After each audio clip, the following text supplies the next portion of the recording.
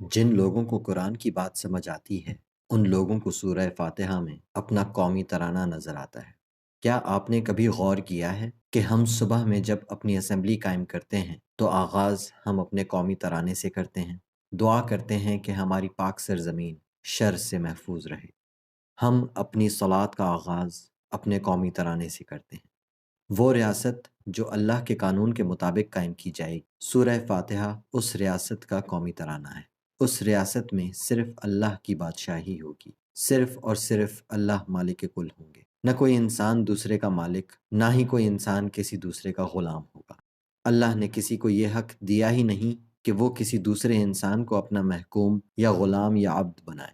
یہاں تک کہ اللہ کے پیغمبر کو بھی یہ حق حاصل نہیں تھا کہ وہ اپنی ذاتی حکومت یا اپنی ملوکیت زمین پر یا کسی انسان کے اوپر زبردستی مسلط کریں۔ اور تو اور خود اللہ بھی اپنی حکومت کسی انسان پر زبردستی مسلط نہیں کرتے۔ انسان کو اللہ کی غلامی خود پر خود ہی نافذ کرنی ہے، out of one's own free will. غلامی، یا جس کو عربی زبان میں عبادت کہا جاتا ہے، صرف اور صرف اللہ کی ہی کی جا سکتی ہے، اور وہ بھی خود اپنی مرضی سے۔ الحمد للہ رب العالمین، الرحمن الرحیم، مالک یوم الدین، ایاک نعبد و ایاک نستعین۔ ہم آپ کی ہی غلامی کرتے ہیں اور آپ سے ہی مدد مانگتے ہیں۔ آپ جو الرحمن ہیں، آپ جو الرحیم ہیں، آپ وہ ہیں جو بلا کسی تفریق ماں کے پیٹ میں بچے کو رزق پہنچاتے ہیں، بغیر اس بچے کے مانگے، بغیر اس بچے کے سوال کیے۔ آپ جو الرحمن ہیں، آپ جو الرحیم ہیں، آپ وہ ہیں جو باپ کی طرح بغیر کچھ واپس مانگے صرف دیتے ہی رہتے ہیں، وہ جو ماں کی طرح بغیر کچھ واپس مانگے بچاتی ہی رہتی ہے۔ الرحمن الرحیم، مالک یوم الدین۔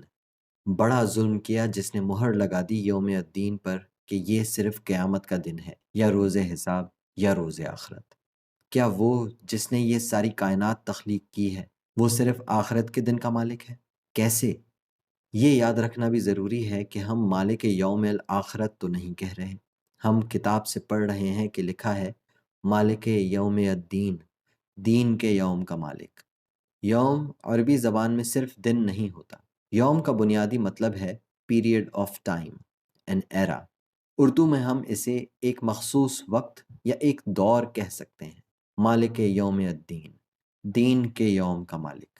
آپ نے اپنے حکمرانوں اور گورنرز سے یہ ضرور سنا ہوگا کہ ہمارے دور میں ہم نے یہ کیا، ہمارے دور میں ہم نے وہ کیا، وغیرہ وغیرہ، ہمارا دور اچھا تھا اور دوسروں کا دور بہت برا۔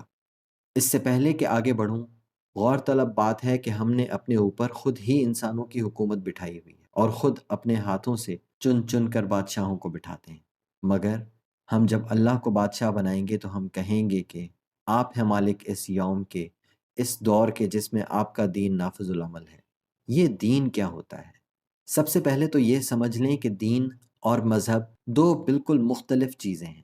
ہم اپنی کم عقلی میں سمجھتے ہیں کہ اللہ نے اسلام نام کا کوئی مذہب ہمیں بخشا ہے، حالانکہ حقیقت یہ ہے کہ اللہ نے اسلام کو انسان کا دین مقرر کیا ہے۔ کیونکہ ہم نے دین اور مذہب کو آپس میں گڈمٹ کر دیا ہے، اسی لیے ہمیں لگتا ہے کہ عیسائیت یا مسیحیت، یہودیت، بدھ مت، ہندو وغیرہ بھی دین ہے، جبکہ یہ مذاہب ہیں۔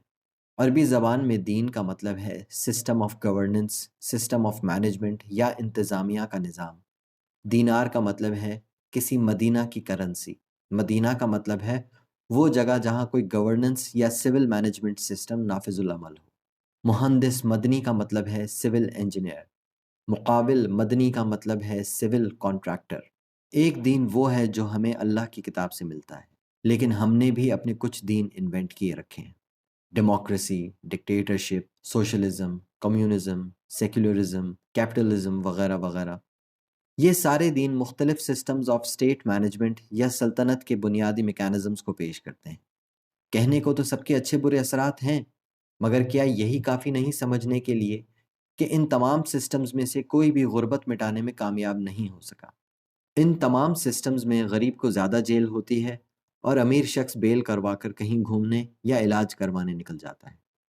یہ سارے سسٹمز کیونکہ انسان کے بنائے ہوئے ہیں، اسی لیے ان میں بیش بہا خامیاں ہیں۔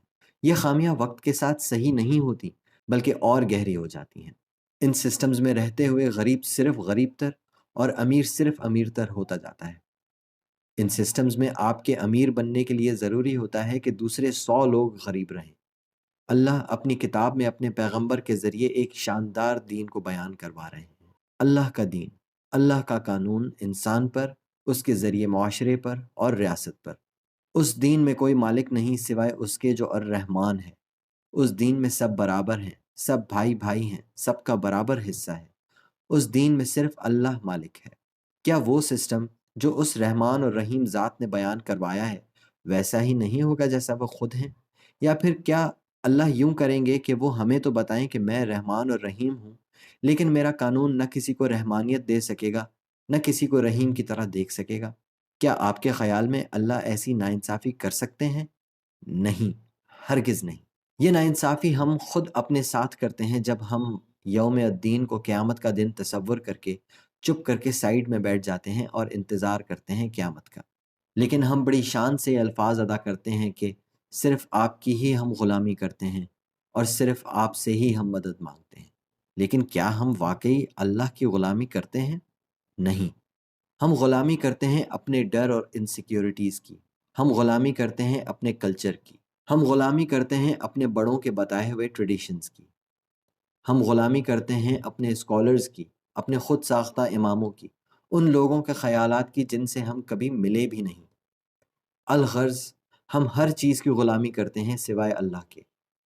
ہم اپنے اسکالرز کی غلامی کرتے ہیں اور بغیر سوال کیے ویسا ہی کرتے جاتے ہیں جیسا وہ بتاتے ہیں، پھر بے شک وہ بات اللہ کے قانون کے خلاف ہی کیوں نہ ہو۔ ہم اپنے باپ دادا کی رسومات کی غلامی کرتے ہیں، بے شک وہ اللہ کے حکم کے خلاف ہی کیوں نہ ہو۔ ہم اپنے رسوم و روایات کو اللہ کے قانون پر فوقیت دیتے ہیں اور یہ سوچ کر ریلیکسڈ رہتے ہیں کہ کم از کم مسلمان ہونے کا لیبل تو لگا ہوا ہے، اللہ بخش دیں گے کیونکہ وہ رحیم ہے۔ مگر بڑی شان سے کہتے ہیں کہ ایاک نعبد و ایاک نستعین۔ جب ہم اپنے پادریوں، پنڈتوں، مفتیوں اور مولویوں کو یہ اختیار دے دیتے ہیں کہ وہ فیصلہ کریں کہ صحیح اور غلط کیا ہے، حلال اور حرام کیا ہے، سچ اور جھوٹ کیا ہے، تب ہم ان کی غلامی میں آ جاتے ہیں۔ اور وہ بیچارے بھی اپنی اپنی روایتوں کے غلام ہیں۔ وہ بھی اپنی پسندیدہ اور خود چنندہ روایات کو ملا جلا کے حرام اور حلال کی لسٹ پیش کر دیتے ہیں۔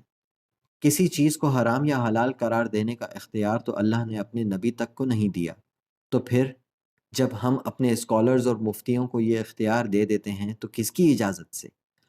ہم بے شک اپنے اسکالرز اور خود ساختہ و خود چنندہ اماموں اور مفتیوں اور سیدوں اور سجادہ نشینوں یا پیروں کے ساتھ جو ریلیشن شپ ہے اسے کوئی بھی نام دیں، but the bitter reality is that we as a nation are their slaves, not Allah's۔ اللہ کی غلامی اور اللہ کی مدد۔ کسی کا غلام ہونے کا کیا مطلب ہوتا ہے؟ بہت سادہ الفاظ میں بغیر چوں چراں یا ہیلا و حجت ویسا ہی کر دینا ہے جیسا حکم ملا ہو۔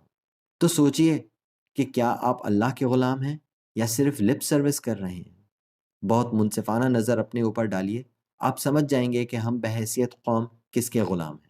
جس کے بھی ہیں، اللہ کے نہیں۔ کیوں؟ کیونکہ اگر ہم اللہ کے غلام ہوتے تو ہمارے حالات اچھے ہوتے۔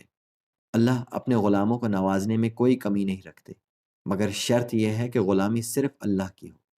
آپ سوچئے کہ اگر آپ کے پاس کوئی غلام ہو تو کیا آپ یہ نہیں چاہیں گے کہ وہ آپ کے تمام احکامات کی تعمیل بغیر اف کیے کریں؟ چلیں مان لیتے ہیں کہ آپ بہت ہی مہربان قسم کے مالک ہیں، مگر سوچئے کہ اگر آپ کا غلام یا اس دور میں آپ کے گھروں اور دفاتر میں کام کاج کرنے والے ملازمین جب اپنی ویلیوز اور ہدایات کے لیے آپ کو نہیں بلکہ آپ کے پڑوسیوں کی طرف دیکھیں گے تو وہ آپ کے پاس کتنے دن نوکری پر رہ سکیں گے؟ غلامی ایک وقت میں صرف ایک کی ہی ہو سکتی ہے، مگر ہم نے اپنے کئی مالک بنائے ہوئے ہیں اور بڑی شان سے کہتے ہیں ایاک نعبد و ایاک نستعین، اہدنا الصراط المستقیم، ہماری رہنمائی کریں صراط المستقیم کی طرف، وہ راستہ جس پر چل کر آپ اپنے قیام کی جگہ پر پہنچتے ہیں، وہ راستہ جس کی ایک مخصوص منزل ہوتی ہے، وہ راستہ جو سیدھا وہاں جاتا ہے جہاں آپ جانا چاہتے ہیں۔ یہ ایک ایسا راستہ ہے جس میں کوئی موڑ یا ٹیڑھ نہیں۔ جیومیٹری میں ہم اس راستے کو ڈسپلیسمنٹ کے طور پہ جانتے ہیں، دو پوائنٹس کے درمیان سیدھا اور کم ترین فاصلہ۔ صراط الذین انعمت علیہم، وہ لوگ جو صراط المستقیم پر تھے، جن پر آپ نے اپنا فضل کیا، ان کے راستے کی طرف ہماری رہنمائی کریں۔ غیر المغضوب علیہم، بغیر آپ کے اس غضب کے جو کبھی ان پر ہوا، ولا الضالین، اور نہ ہی الضالین والا راستہ۔ یہ ضالین کون ہوتے ہیں؟ کہنے کو تو ہم بڑی آسانی سے کہہ سکتے ہیں کہ گمراہ لوگ الضالین ہوتے ہیں۔ الضالین سادہ الفاظ میں ان لوگوں کو کہتے ہیں جو طرح طرح کے وہم اور ڈیلیوژنز پال لیتے ہیں، اپنی من گھڑت کو حقیقت مانتے ہیں، توہم پرستی کی بنیاد پر اپنے اعتقاد کو استوار کرتے ہیں۔ یہ ایک نفسیاتی بیماری ہے۔ الضالین یہ ہوتے ہیں جو سمجھتے ہیں کہ ان کے 3-4 دفعہ کوئی مخصوص الفاظ کسی مخصوص انداز میں پڑھ لینے سے، یا 3 دفعہ کسی خاص انداز سے جھکنے سے، یا کسی چیز کو چھو لینے سے، یا 7 دفعہ کسی چیز کے گرد چکر لگا لینے سے ان کے تمام کام ہو جائیں گے، اور تمام مشکلات حل ہو جائیں گی، اور تمام بلائیں ٹل جائیں گی۔ الضالین، ڈیلیوژنل پیپل، وہ جو دلالت میں ہوتے ہیں، اندھیروں میں بھٹکے ہوئے، جو بس گول گول ہی بھول بھلائیاں میں گھومتے رہتے ہیں، جو لوگ کبھی اپنی منزل پر نہیں پہنچ سکتے۔ سمجھنے والوں کو بات سمجھ آتی ہے کہ جب ہم صلات قائم کرتے ہیں تو اس کے شروع میں قومی ترانہ ہی تو پڑھتے ہیں۔ اللہ کی سلطنت میں سورہ فاتحہ اس سلطنت کا قومی ترانہ ہے۔